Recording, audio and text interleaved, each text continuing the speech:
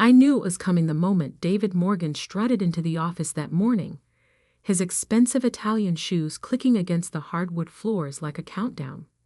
6 months as my manager, and he'd been gunning for me since day one. Not because I was bad at my job. No, quite the opposite. He was threatened because I was too good at it. Sarah, my office. Now.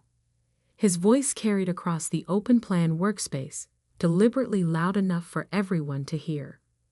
Classic power play. I caught Jessica from accounting giving me a sympathetic look as I stood up, smoothing my charcoal pencil skirt. I'd spent the last 3 months preparing for this moment, ever since I overheard him in the break room. We need younger blood, fresh perspectives. These legacy employees are deadweight. Legacy employee.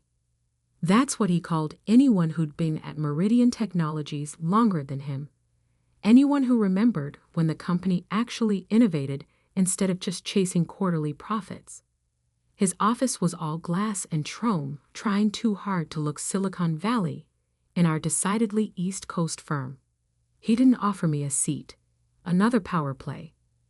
Sarah, he began, adjusting his Rolex. New, probably bought with the bonus he'd gotten for cutting department costs. We need to discuss your performance. I kept my face neutral, of course. He pulled out a folder, thick with papers I knew he'd never actually read. Your productivity metrics are concerning. Project completion rates below target. Excessive time spent on non-priority tasks. He looked up, smirking. Care to explain? I could have explained. Could have told him about the hundreds of hours I'd spent quietly fixing the catastrophic errors his innovative new system had created. Could have mentioned how our biggest client, Anderson Global, had been on the verge of walking away until I started working behind the scenes to salvage the relationship. Instead, I simply said, I believe my work speaks for itself. His smirk widened. Yes, it does. And that's why, effective immediately, we're terminating your employment. Right on schedule. Pack your things, he continued, clearly enjoying himself. Your performance isn't up to our standards. Security will escort you out. I stood there, calm and collected, as he reached for his phone to call security. That's when both our computers chimed simultaneously. New email. From Michael Harrison, CEO. Subject: URGENT. Project Phoenix Success Priority. Hi. David's face froze mid-smirk as he read the first line. I didn't need to see his screen. I had the email memorized. Attention all staff. It is my great pleasure to announce the successful completion of Project Phoenix, a confidential initiative that has not only saved our relationship with Anderson Global, but has expanded it into a $40 million multi-year contract. Special recognition goes to Sarah Mitchell, whose innovative solutions and tireless dedication over the past 3 months have transformed a potential crisis into our biggest win of the year. The board has unanimously voted to promote her to Director of Strategic Operations, effective immediately. To address the rumors. Yes, Anderson Global had planned to terminate their contract due to systematic issues with our new processing system. Sarah identified these issues months ago and, working directly with my office, developed and implemented solutions that not only fixed the problems but revolutionized our entire approach. All department heads, please join us in the main conference room at 11 a.m. for a full briefing. Best regards, Michael Harrison, CEO, Meridian Technologies. The silence in David's office was deafening. His face had gone from smug to sheet white in seconds. I don't understand. Project Phoenix? Working with the CEO? That's impossible. You've been underperforming, missing deadlines. Missing your deadlines, I corrected quietly. The ones you said after repeatedly ignoring my warnings about the system flaws. But you're right about one thing. I wasn't focusing on your priorities. I was too busy saving the company from your mistakes. His mouth opened and closed like a fish out of water. But the metrics were exactly where they needed to be for the real work to get done. I smiled, just slightly. You see, David, while you were focused on looking good in quarterly reports, I was focused on keeping our largest client from suing us for negligence. A client, I might add, that represents 60% of your precious annual bonus. The color began returning to his face, now shifting to red. This is some kind of mistake. Harrison couldn't have. You couldn't have. My phone buzzed. A text from Michael's executive assistant. Conference room ready. Michael wants you to lead the briefing. I checked my watch. 10:55 a.m. If you'll excuse me, I said, gathering my tablet. I have a meeting to run. Oh, and David? I paused at his door. Don't worry about having security escort me out. But you might want to update your resume. The board tends to frown on managers who try to fire the people saving their company. As I walked through the office, heads turned. Phones were buzzing everywhere as the email made its rounds. Jessica from accounting gave me a thumbs up. Mark from it nodded respectfully. And there, by the conference room door, stood Michael Harrison himself. Ready to shake things up, Director Mitchell? I smiled, a real smile this time. You have no idea. Behind me, I could hear David's expensive Italian shoes clicking frantically across the hardwood as he rushed to figure out where it had all gone wrong. But I was already walking into the conference room, my own heels clicking with purpose. After all, we had a company to run, properly this time. The faces around the conference table showed a mix of shock, admiration, and in some cases, dawning horror as they realized how badly they'd misjudged me. But that's the thing about being underestimated. It gives you the perfect cover to get things done. And I was just getting started. The conference room felt different from this side of the table. I'd sat through countless meetings here, quietly observing from the back, while managers like David took credit for other people's work. Now, standing at the head of the table beside CEO Michael Harrison, I watched those same managers squirm in their seats. Before we begin, Michael addressed the room. I want to be clear about something. Project Phoenix wasn't just about saving a client.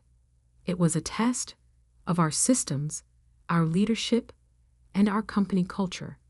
His eyes swept the room. Some of you passed. Many of you failed. I opened my laptop, connecting it to the main screen. The first slide appeared. Anderson Global Contract Termination Notice. Draft. Several managers flinched. 3 months ago, I began. Anderson's CFO contacted me directly, not through official channels, but through a LinkedIn message. They were preparing to terminate their $100 million contract due to systematic failures in our new processing system. David, who'd slunk into the room last and taken a back seat, seemed to shrink further. What you're seeing, I continued, switching slides, is a complete analysis of the system failures. Errors that were reported, documented, and repeatedly ignored by management. Each bullet point landed like a shot. Each graph told a story of willful negligence. But that's impossible, interrupted Thomas from operations. Our quarterly reports showed all systems functioning within acceptable parameters.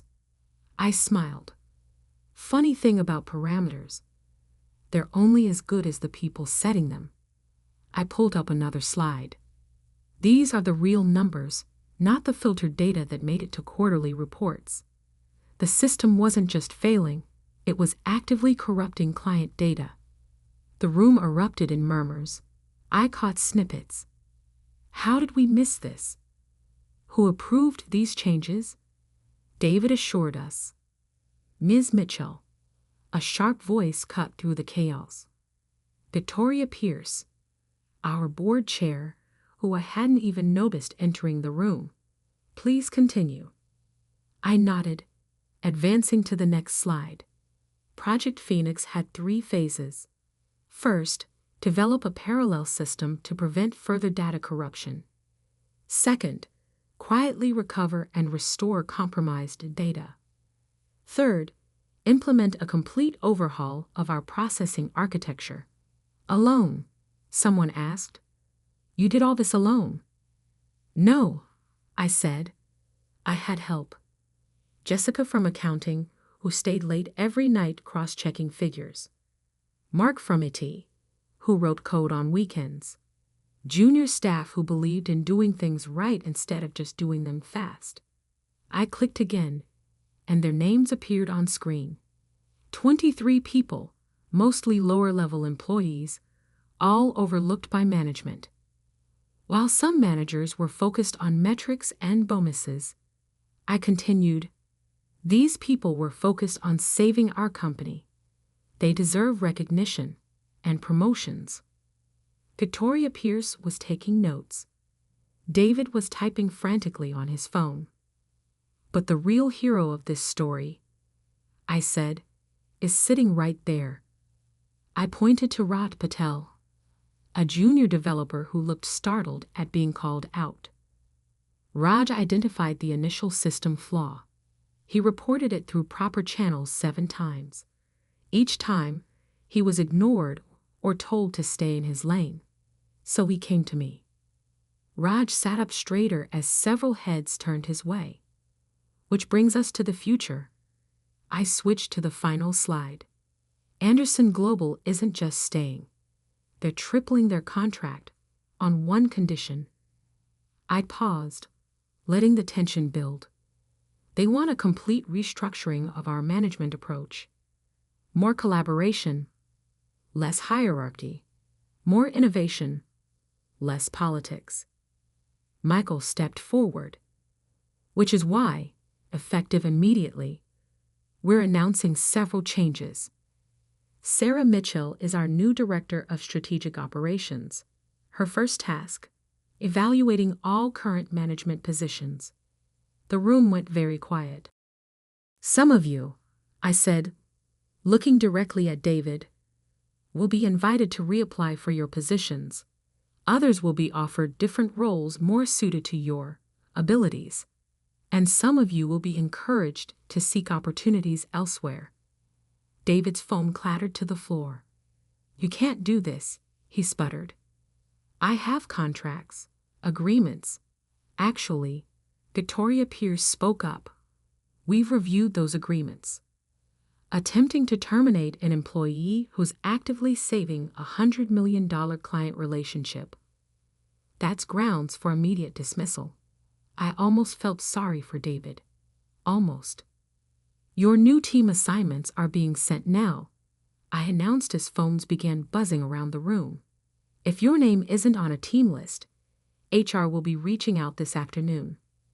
The meeting ended in controlled chaos. Some managers rushed out, presumably to update their resumes. Others lingered, trying to catch my eye, probably remembering every time they dismissed my input or talked over me in meetings. As the room cleared, Rod approached hesitantly. Ms. Mitchell. Thank you for mentioning me. Thank you for having the courage to speak up, I replied. How would you like to lead our new systems integrity team? His face lit up. Really? But I'm just a junior. Not anymore. I handed him a folder. Your new contract. I expect great things. After he left, Michael and Victoria remained. Impressive presentation, Victoria said, but you've made some powerful enemies today. I nodded. I know, but I've also empowered some powerful allies. People who do the real work, who see the real problems, and who deserve real recognition. Speaking of recognition, Michael added, Anderson's CEO called. He wants to meet. Apparently, his daughter is graduating with a computer science degree, and he'd like to discuss our new mentorship program. The one we don't have yet. I smiled. The one you're going to build, he corrected. Along with restructuring our management, revamping our systems, and whatever else you see fit to fix. Careful, I warned. I might just take you up on that. Victoria laughed. I'm counting on it. She headed for the door, then paused. Oh, and Sarah? David's office has a nice view. It's yours if you want it. I thought about it for a moment. Actually, I think that space would work better as a collaborative workspace for the development team. I'll keep my current desk. Better to be in the thick of things. She nodded approvingly. Smart. Very smart. As they left, I stayed behind, looking out over the city through the conference room windows. 15 minutes until my next meeting, this time with HR to discuss the new organizational structure. My phone buzzed with messages from employees at all levels, some congratulating me, others nervously asking about their positions. I answered each one personally. After all, I remembered what it felt like to be ignored by management. That stopped today. A knock at the door interrupted my thoughts. Jessica from accounting stood there, grinning. So, boss, ready to shake things up? I picked up my laptop, straightening my shoulders. You have no idea.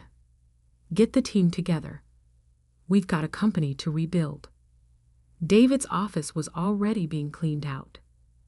Through the glass walls, I could see him packing his things, the expensive Italian shoes scuffed from his frantic pacing.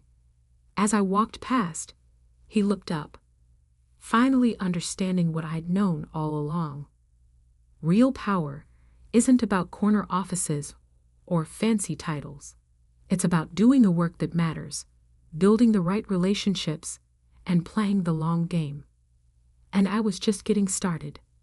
3 months after the meeting that changed everything, I stood in what used to be David's office, now a vibrant collaborative workspace filled with developers, analysts, and the constant hum of actual innovation. The Italian hardwood floors had been replaced with practical carpet that dampened sound. The pretentious chrome fixtures were gone, making way for comfortable workstations and digital displays, showing real-time project metrics. Ms. Mitchell? My assistant Jack appeared at my shoulder. Anderson Global's CEO is here for the quarterly review, and you might want to see this first. He handed me his tablet, open to a business news site. The headline made me smile. Meridian Technologies revolutionizes NDUSTURI standards. Stock soars as competitors scramble to keep up. Below that was another headline, smaller but equally satisfying. Former Meridian manager David Morgan faces investigation over system cover-up. Conference room ready? I asked, handing back the tablet. Yes, but there's something else. Jack looked nervous. David's outside. Says he needs to talk to you before the meeting. Of course he was. I'd been wondering when this would happen. I found David in the reception area, his once immaculate appearance now slightly frayed. The Rolex was gone, replaced by something more modest. He stood when he saw me, smoothing his off-the-rack suit. Sarah, please. 5 minutes. I checked my watch. Genuine Cartier. A gift to myself after landing the Thompson Industries account last month. 3 minutes. He followed me to a small meeting room. Gone was the arrogant strut, replaced by an almost desperate energy. I've been trying to reach you, he began. My lawyers say if you just explained to the board that I wasn't directly responsible for the system failures. Directly responsible, I interrupted. No, you just ignored 7 formal warnings, dismissed dozens of incident reports, and actively suppressed information that could have prevented the crisis. All while taking credit for other people's work and threatening anyone who challenged you. I was under pressure, he protested. The quarterly targets, the board's expectations. We were all under pressure, David. The difference is how we handled it. You chose to fake reports and bully subordinates. I chose to actually solve problems. He slumped in his chair. My reputation is ruined. No tech company will touch me now. Actions have consequences. I stood up. But since you came all this way, I'll give you some free advice. Start over. Learn to code. Build something real. That's what I did while you were busy playing politics. Is everything all right? Jack appeared at the door, right on schedule. Fine, I said. Mr. Morgan was just leaving. Oh, and David? The SEC investigators might have some questions about those altered quarterly reports. I'd suggest being honest this time. As security escorted him out, I headed to the main conference room where Anderson Global's executive team waited. But instead of going in, I stopped at Ra's desk first. Ready for your big moment? He adjusted his tie nervously. Are you sure about this? I mean, presenting to the CEO. You built the new security protocol. You should present it. I smiled. Remember what I told you about owning your success? He nodded, gathering his materials. No more hiding in the shadows. Exactly. The conference room had changed too. The imposing mahogany table had been replaced with a modular setup that encouraged collaboration. The walls displayed real-time system metrics, actual ones this time, not the filtered version David had preferred. Anderson's CEO, James Anderson himself, stood as we entered. Sarah. And this must be the famous Raj Patel I've heard so much about. Mr. Anderson. Raj shook his hand firmly. I'm excited to show you the new security features. And I'm excited to see them. By the way, Sarah, my daughter starts her internship next week. The mentorship program you've set up is exactly what she needs. I took my seat as Rod began his presentation. Watching him, confident and articulate, I felt a surge of pride. This was what real leadership looked like, not hoarding power, but nurturing it in others. The doors opened quietly, and Victoria Pierce slipped in with Michael Harrison. They just returned from a board meeting where, I knew, they'd finalized some major changes. Ra's presentation was flawless. When he finished, James Anderson was beaming. Impressive. Very impressive. In fact, he glanced at his team, who nodded. We'd like to discuss expanding our contract. Again, your new approach to system architecture is exactly what our international divisions need. Michael stepped forward. Actually, James, that ties in perfectly with our news. He nodded to Victoria. Sarah, she said, the board has unanimously voted to create a new position, Chief Innovation Officer. Your name was the only one considered. The room fell silent. Even I was surprised by this one. The title comes with a seat on the board, she continued, and complete autonomy to implement your management philosophy across all divisions. Interested? I looked around the room, at Raj, proudly standing by his presentation, at James Anderson, who trusted my vision when others doubted, at my team members watching through the glass walls, the ones who'd worked in the shadows with me all those months. On one condition, I said. The mentorship program becomes a full department. Every employee gets a chance to rise based on merit. not politics. And we create a fast track for identifying and promoting hidden talent. Done, Michael and Victoria said simultaneously. Later that evening, I walked through the office as the sun set over the city. The space hummed with energy. Developers collaborating on new projects, junior staff confidently presenting ideas, managers actually listening. Jessica appeared beside me. Hard to believe it's only been 3 months. Sometimes the biggest changes happen quietly, I replied. Speaking of changes, she handed me a folder. Remember that system analysis you asked for? Turns out 3 of our competitors are using the same flawed architecture David implemented here. Are they now? I smiled. How interesting. Get the team together tomorrow. I think it's time for Project Phoenix to spread its wings. Taking over the industry, she teased. No, I said, watching my team. My company, in action. Just making it better. One system at a time. My phone buzzed. A message from Victoria. Board meeting tomorrow. Time to shake up the industry. I typed back, count on it.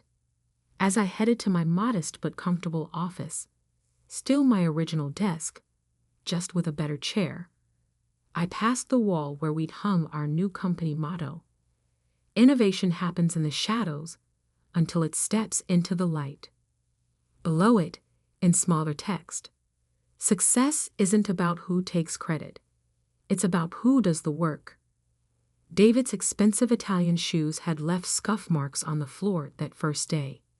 We'd left them there, a subtle reminder of what happens when style matters more than substance. Now they were barely visible under the feet of people too busy doing real work to care about status symbols. Tomorrow would bring new challenges, new projects, new opportunities to transform the industry. But tonight, watching the sunset paint the sky in shades of possibility, I knew one thing for certain. Sometimes the best revenge isn't just success, it's creating a legacy that makes success possible for others. And I was just getting started. Jack appeared one last time. Your car's ready. Though, are you sure you don't want to upgrade from the Honda? As CIO, you could afford something more. The Honda stays, I said firmly. It's got good mileage, runs perfectly, and never pretends to be something it's not. I picked up my bag. Besides, I'm saving my money for something better. The new Tech Academy? He guessed. I nodded. Next month, we'd open the Meridian Technology Academy, offering free coding boot camps to overlooked talent. The first class was already selected, including David's former assistant, who'd secretly been coding brilliant solutions while he took credit for others' work. Success, real success, isn't just about proving others wrong. It's about proving your believers right.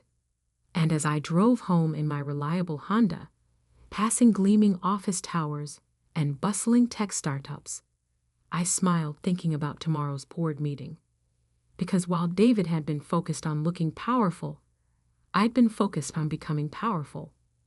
The difference? I planned to use that power to lift others up, not keep them down. After all, true innovation doesn't happen in corner offices with expensive shoes and fake reports. It happens in the quiet moments, in the late nights and early mornings, in the determination of people who choose to build rather than boast. And we were building something revolutionary.